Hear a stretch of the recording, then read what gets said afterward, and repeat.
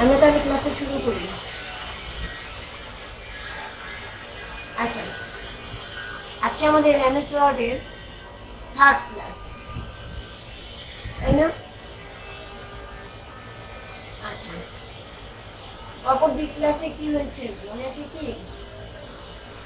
আমরা প্রথম ক্লাসে অ্যাপ্লিকেশন লেখা দেখলাম, দ্বিতীয় ক্লাসে আমরা যেটা দেখলাম কিভাবে টেক্সটকে বিভিন্ন মডিফাই করা যায়, যেমন কালার করা, বড় ছোট করা, টেক্সট ফন্ট চেঞ্জ করা, সিলেকশন করা, ফরম্যাটিং বিষয়টা আসলে আমরা ক্লিয়ার হয়েছিলাম। আজকে আমরা একটি পেজ তৈরি করব। এখানে আমরা অলরেডি দেখতে পাচ্ছি এই সেম কাজটাই আমরা আজকে করব। এখানে হাইলাইট করা আছে একটা টেক্সট, এখানে ডাব্লিউটাকে হাইলাইট করেছি, পুরো সেন্টেন্সের প্রথম লেটারটা, 2 কলামের মধ্যে কাজ করা আছে, নিচেরগুলো নর্মাল আছে, উপরেরগুলো নর্মাল আছে। এই সেম কাজটাই আমরা আজকে করব। তাহলে আমরা শুরু করি। যেহেতু সেম কাজ করব, আমি এই ফাইলটুকুই কপি করে নিই, অগ্নিবন থেকে কপি, ফাইল নিতে যে এটা নতুন ফাইল নিই, এখানে পেস্ট করে দিই।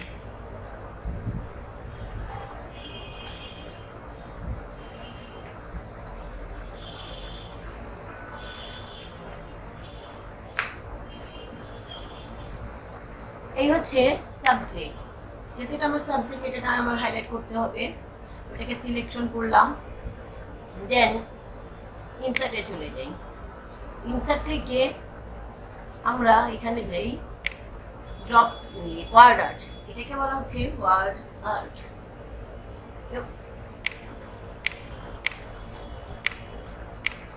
সিলেকশন করে আমরা যাব ইনসার্টে, ইনসার্ট থেকে আমরা যাব এই যে সিম্বলটা, এই সিম্বলটাতে এটাকে বলা হচ্ছে ইনসার্ট ওয়ার্ড আর্ট। দেখেন নামটা কিন্তু শো করছে। ইনসার্ট ওয়ার্ড আর্ট থেকে এখান থেকে আমরা বিভিন্ন ধরনের আর্ট দেখতে পাচ্ছি, যে কোনো একটা চুজ করি, এটাই নিলাম। টেক্সটটা বড় হয়েছে, প্লাস একটা আর্টে পরিণত হয়েছে এবং লেখাটা এক পাশে চলে গেছে। এখান থেকে আমি টেক্সটের শুরুতে কার্সর রেখে এন্টার প্রেস করি, নিচের দিকে নামাই দিলাম। এটা থেকে যেহেতু আমি সেন্টারে রাখতে চাচ্ছি, সেক্ষেত্রে এটাকে আমি ধরে এভাবে সেন্টারে এনে বসায় দিই। আচ্ছা,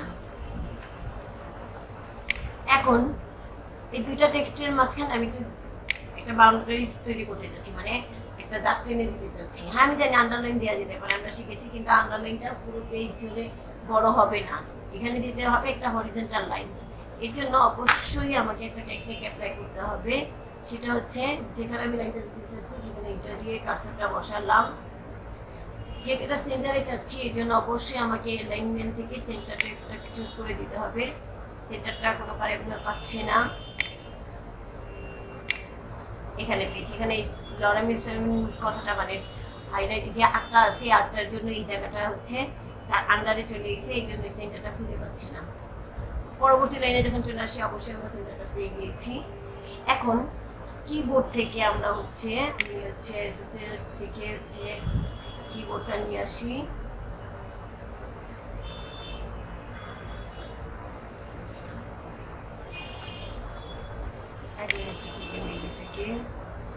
সরি ভুলে গিয়েছি আসলে কোথায় থেকে।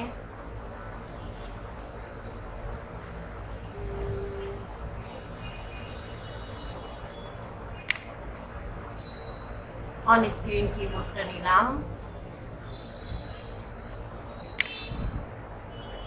দেন আমি এখান থেকে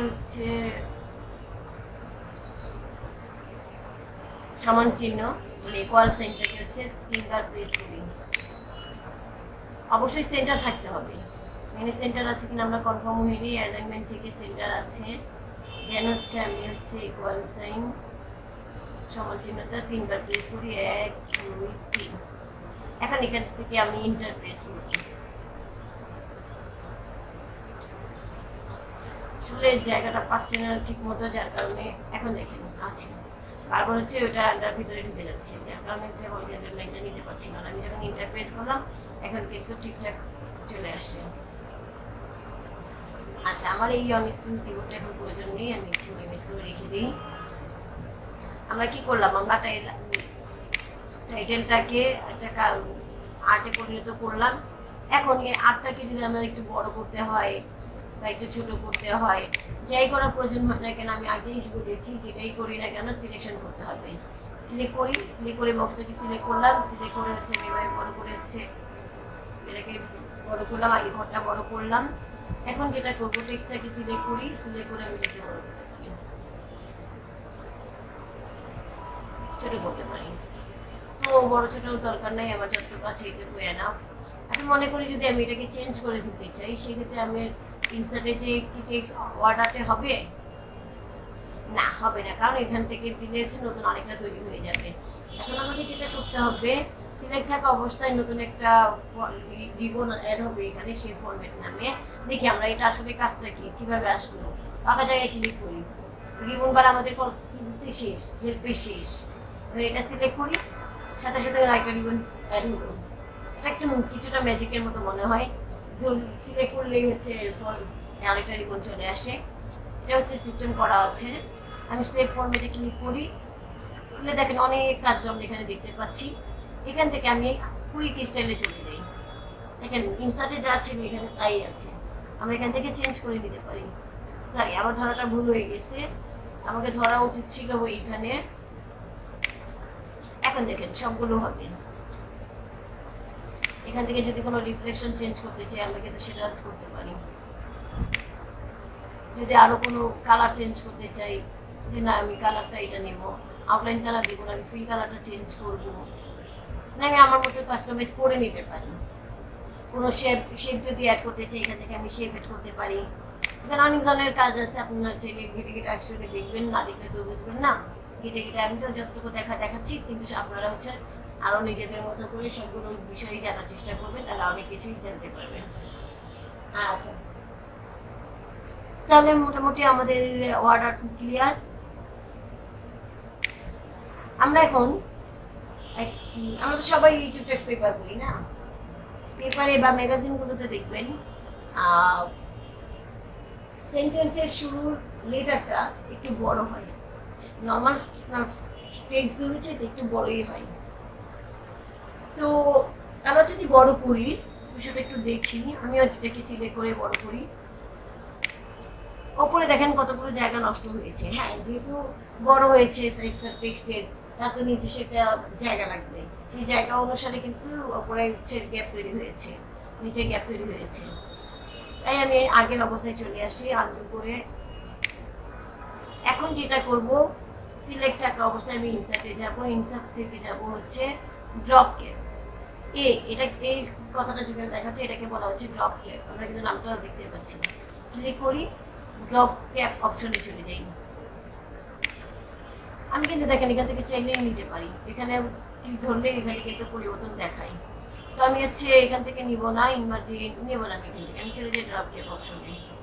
ড্রপ ক্যাপ অপশন থেকে এখান থেকে আমি ইনভার্জিন চুজ করবো, ড্রপের চুজ করবো, এখান থেকে চুজ করে দিতে পারি। আমি ড্রপের চুজ করলাম, ড্রপের চুজ করার সাথে সাথে এখানে আমি এই ডাব্লুটা তো বড় হবে, আসলে কয়টা লাইন জুড়ে বড় হবে সেটা আমরা এখানে উল্লেখ করে দিতে পারি। দেখেন বাড়ছে কমছে, আমি 4 রাখলাম।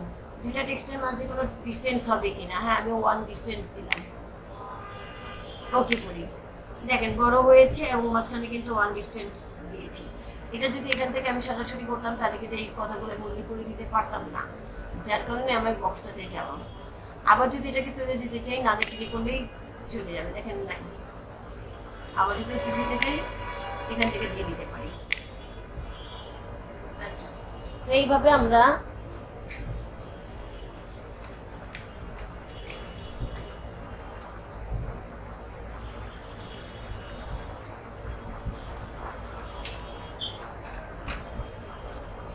আমরা কিন্তু কাজগুলো করে থাকি।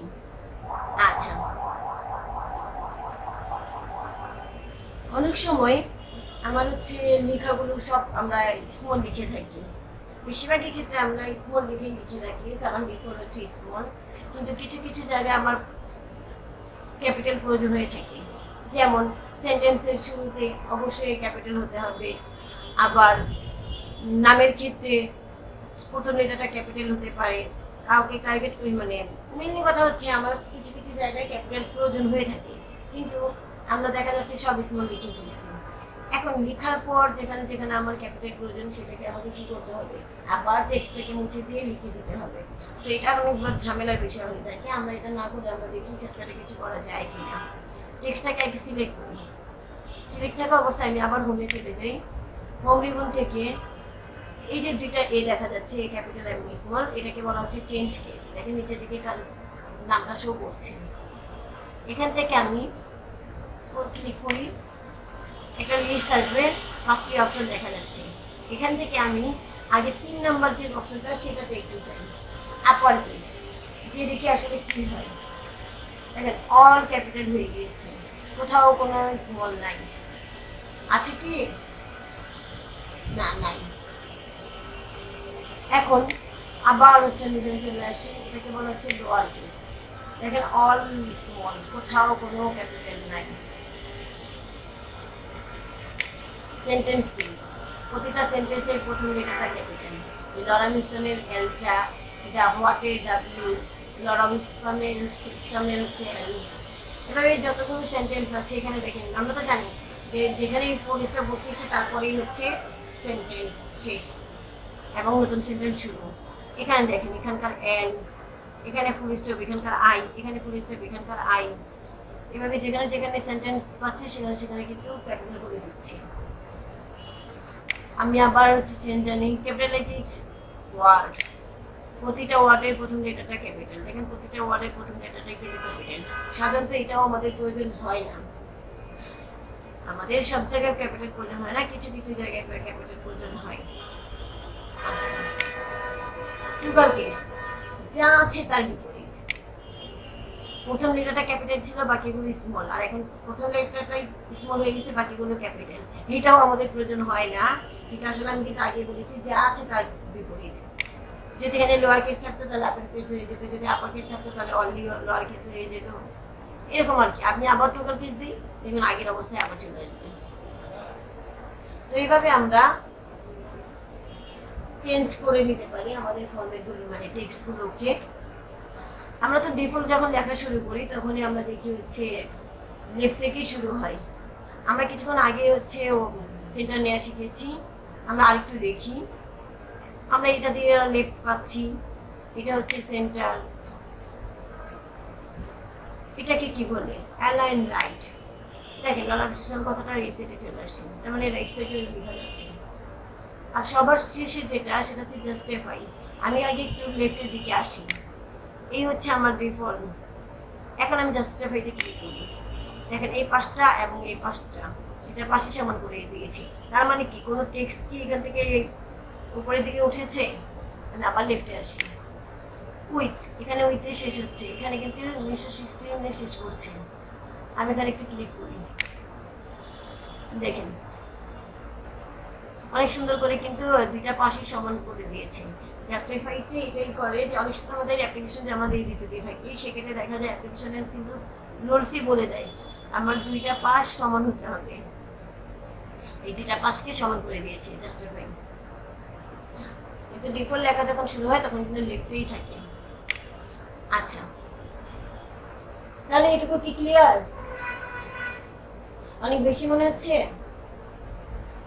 না, আসলে অনেক বেশি না, অল্পই দেওয়া হয়েছে, কিন্তু এদিক সেদিক থেকে দেওয়া হয়েছে তো যার কারণে অনেক মনীষী মনে হচ্ছে। আচ্ছা, আমাদের আরেকটু কি বাকি ছিল, আমরা একটু এখানে দেখিয়ে নিই। এখানে আমাদের কোনটা নিয়ে কাজ করছিলাম, এইটা নিয়ে। আমি এটা করেছি, সাথে এটা করেছি। এখন আমার বাকি আছে কলামটা। আমরা একটু কলামের দিকে চলে যাই। কলামটা আমরা এটার উপরেই করব। আমি চাইলে পুরো পেজটাতেই কলাম করতে পারি। আগে আমরা কলাম বিষয়টা একটু বুঝে নিই। লেআউট থেকে আমরা হচ্ছে কলামে চলে যাই। এখান থেকে 2 বা 3 কোনটা দেবো আমরা এখান থেকে চুজ করে দিতে পারি। দেখেন পরিবর্তন কিন্তু এখানে দেখতে পাচ্ছি, 3 কলাম, এখানে 3 দেখতে পাচ্ছি। লেফট সাইড কম, রাইট সাইড বেশি, আবার রাইট সাইড কম, লেফট সাইড বেশি। আবার যদি আমি ধরে এখানে কিন্তু বাড়াই তাহলে অনেক বাড়বে। এখানে 8টা, এখানে 8টা পুরো দেখা যাচ্ছে। আবার কমছে। এখান থেকে যদি কলামের ওয়েটটাও বাড়াতে চাই সেটাও কিন্তু আমরা পারবো। যদি মূল কথা আমি টু রাখি, আমরা তো নর্মালি সবই করতে পারবো, আমি টু রেখে এখানে অ্যাপ্লাই টুতে চলে আসি। এখানে কি আছে, এখানে ওল্ড ডকুমেন্ট কথাটা আছে, আমরা একটু দেখি। ওকেতে ক্লিক করি, এটা কিন্তু একটা কলামের ভিতরে যাবে। দেখুন কলামের ভিতরে এটা যাওয়াতে কিন্তু এখন এটার এই জায়গার ভিতরে চলে আসছে। আমার এখানে যে হরিজন্টাল লাইনটা ছিল, এই লাইনটা ভেঙে কিন্তু এখানে চলে আসছে, এই কথাটা কিন্তু এখানে চলে আসছে। তার মানে কলামটা কিন্তু শুরু থেকে নিয়েই ধরেছিল। এখানে যদি আমরা আরো টেক্সট লেখা থাকতো, আমি একটু কপি করি কিছু এবং পেস্ট করি, আরো লেখা থাকলে আরো লেখা হবে। পরপর হচ্ছে যতগুলো আমি পেজ নিয়ে লিখবো, ঠিক ততগুলো পেজ নিয়েই কাজ হবে, যেহেতু ওল্ড ডকুমেন্ট লিখেছি। আমার আরো পেজ আমি আবার কন্ট্রোল জেড করবো, কন্ট্রোল ভি করবো, আমার আরো নিচের দিকে পেজ হবে না। আমি এটা চাচ্ছি না, কারণ আমার হচ্ছে উপরের যে সিস্টেমটা ছিল সেটা টোটালটাই নষ্ট হয়ে গেছে। আমি কলামে যে ওয়ান কমন নামে চলে আসি, আগের মতো হয়ে গেছে। কিন্তু এটা একটু নষ্ট হয়ে গেছে, কারণ হচ্ছে এটা হচ্ছে আর্ট, আর আর্টটা একটু ঝামেলা করে।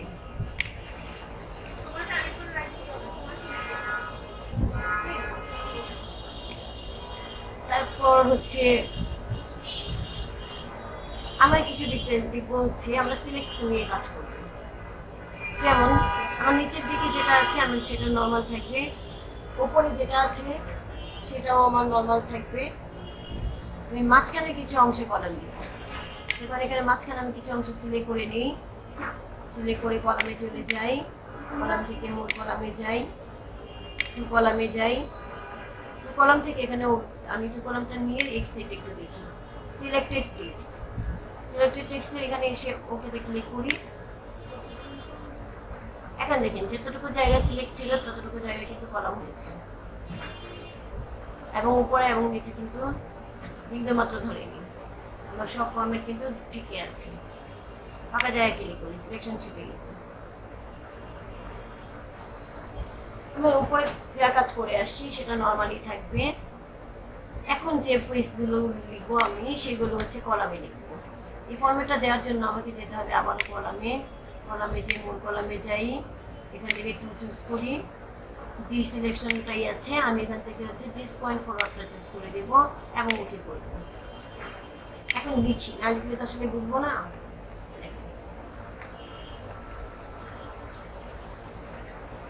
ওপরে হচ্ছে নর্মাল, মাঝখানে কলাম, তারপর আবার নর্মাল। এখন এখান থেকে হচ্ছে কন্টিনিউয়াসলি যতগুলো পেজ আমরা লিখবো সবগুলোই কলাম হবে। তো আমি আর লিখতে চাচ্ছি না, এখানে আমি একটা পিকচার দেওয়া শিখি। আমরা কি কলামে পিকচার দিই, মানে পেপারগুলো থেকে কলম দেখি, শুধু পিকচার দেখি না, আমরা কিন্তু পিকচারও দেখে থাকি। ইনসার্ট, ইনসার্ট থেকে পিকচার, পিকচার থেকে আমরা কিভাবে কোথা থেকে নিতে চাই, অনলাইন থেকে নিব না ডিস ডিভাইস থেকে নিব, আমি ডিস ডিভাইস থেকে নিচ্ছি। এই পিকচারে দেখি কোনো পিকচার আছে না, আমার এখানে কোনো পিকচার আসলে নাই, দেখি আমি পিকচার আমার এখানে কোথায় আছে। এখান থেকে আমি পিকচারটাই নিলাম, ইনসার্ট করলাম। পিকচারটা কিন্তু ঠিক কলামের মধ্যে যতটুকু সেট ঠিকভাবে সেট হয়ে গেছে। আমরা যদি চাই একটু ছোটো বড়ো করে নিতে পারি, এই জন্য আই চিহ্নটাকে পিকচারের উপরে নিয়ে যাই, জাস্ট একটা ক্লিক করি। এই যে গোল গোল বৃত্ত মানে রাউন্ডগুলো দেখে কিনা আমরা বুঝতে পারছি এটা সিলেক্ট আছে। আমি নিচের দিকে একটা পাশে ধরলাম, ধরে উপর দিকে উঠাই, ছোট হচ্ছে। আবার যদি একটু ধরে বড় করি, বড় হচ্ছে। এখানে একটা বৃত্তের মতো দেখতে পাচ্ছি, আমরা যদি কোনো অ্যাঙ্গেলও দিতে চাই সেটাও আমরা এখান থেকে দিতে পারি। একটু ছোট করি, ছোট করে একটা অ্যাঙ্গেল চেঞ্জ করে দিই, আমরা এভাবে অ্যাঙ্গেল ঘুরে দিতে পারি। তো মোটামুটি আমরা আজকে যে টার্গেটটা করে আসছিলাম সেটা ক্লিয়ার করে দিতে পারছি আশা করছি।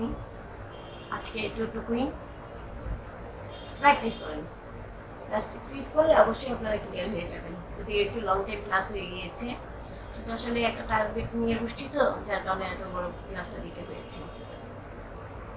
আশা করি দ্রুতই ক্লিয়ার হয়ে যাবেন, আর আমি তো আছি আপনাদের হেল্প করার জন্য। আপনারা কাজ করেন।